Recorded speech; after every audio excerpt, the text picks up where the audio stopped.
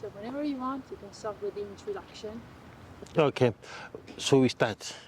Selon le processus de Kimberley, 99% des diamants aujourd'hui dans le commerce international sont des diamants supposés être propres, des diamants exemptés de conflits. Mais pour la société civile, cela est loin d'être une réalité. Because where the diamonds are mined, what we see there is only poverty and trouble. And yet where the diamonds go, we see wealth and opulence. So it's a complete contradiction. We have a situation where human rights violations might be systematic, might be widespread within certain communities and within certain countries. The essence of diamond production is to help the communities where production is done and also the countries.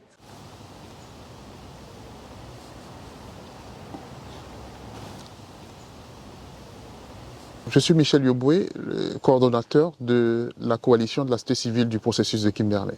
My name is Shamiso Mtisi from ZELA, Zimbabwe Environmental Law Association. So Abu Brahma is my name. I am coming from Sierra Leone and a member of the Civil Society Coalition. My name is Jav Bamenjo. I work for an organization in Cameroon called Relufa. My name is Robert Letsatsi. I come from Botswana. I work for an organization called Botswana Watch. Je m'appelle Jimmy Amouli, je travaille pour le Sénadep.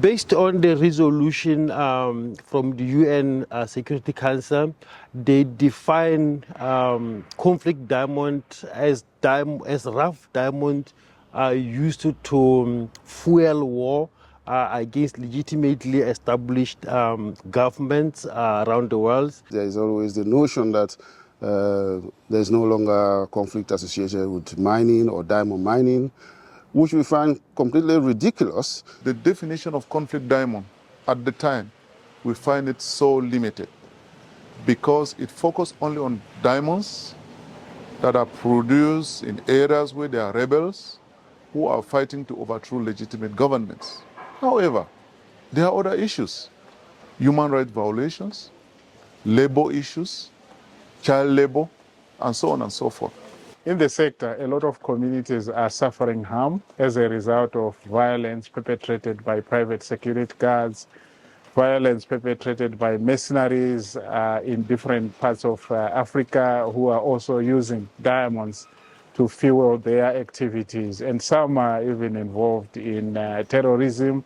So that is a major problem. We also have cases where the mining companies themselves are also perpetrating cases of violence and also cases of displacement of local communities. In my country, Sierra Leone, we know that diamond mining, especially in Kwedu, by the Kwedu Limited, has been really problematic and troublesome for communities.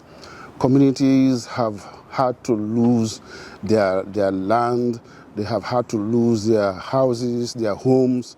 I mean, resettlement has been a real problem, and several people have been shot dead by security forces that are protecting the mining company at the expense of the communities. Dans plusieurs pays, notamment en Tanzanie, en Afrique du Sud et en RDC, certaines installations, donc les installations de compagnies, parfois, quand elles ne sont pas bien contrôlées et entretenues, elles cèdent et les déchets qui sont stockés généralement dans des réservoirs se déversent dans les rivières, dans les lacs et causent des pollutions énormes et perturbent même la vie au niveau des communautés.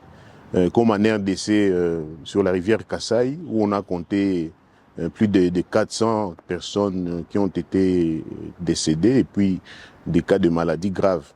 Diamond mining is not as conflict-free or as prosperous as it could be for the communities where the diamonds are mined. Le processus de Kimberley est une initiative qui est née à partir de constats effectués en Afrique de l'Ouest et en Afrique centrale dans certains pays comme l'Angola, en Afrique centrale, en Afrique de l'Ouest, le Libéria, la Sierra Leone, où on avait constaté que les revenus du diamant étaient utilisés par les groupes armés pour alimenter bien sûr les conflits et le renversement des régimes.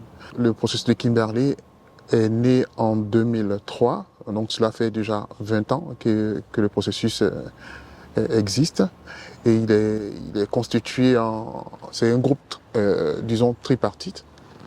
Il est constitué en groupe tripartite, et on a la partie gouvernementale, on a la société civile, on a aussi le secteur privé, l'industrie, qui sont représentés dans cette initiative. While we hail the initiatives to start the Kimberley process, it needs to reform itself and address current challenges to make sure that diamond is used for development and not only to fuel conflicts. If people are not at the center of the Kimberley process, for instance, and they are not the ones who are benefiting, then who benefits? Then obviously our diamonds could better remain under the ground. Donc depuis plusieurs années en RDC, l'exploitation de diamants s'est fait, mais malheureusement les communautés qui vivent tout autour où l'activité se tient, en tout cas demeurent dans la pauvreté la plus extrême. There are so many gaps that are still existing. Because I said I come from Cameroon, and just near to us is the Central African Republic, which is one of the countries now that we can imagine that there is conflict diamond living and entering the official commercial channel, because there are still rebel groups that are operating in part of the country. Smuggling is something that happens on the ground. So either the diamonds are being certified or they are not, but they still find their way into the market. The biggest losers are the communities where the diamond production is supposed to happen, because with all the smuggling chains, they don't have the benefits that is expected. Les diamants sont en réalité une ressource et les diamants devraient pouvoir permettre d'améliorer les conditions de vie des communautés ou des pays dans lesquels ces diamants sont produits. There has to be a rethinking of how diamonds could be mined or traded in a way that everybody gets a share of it. So development becomes generic for everybody, where the diamonds come from and where it is going. So for all, that's what we are trying to promote.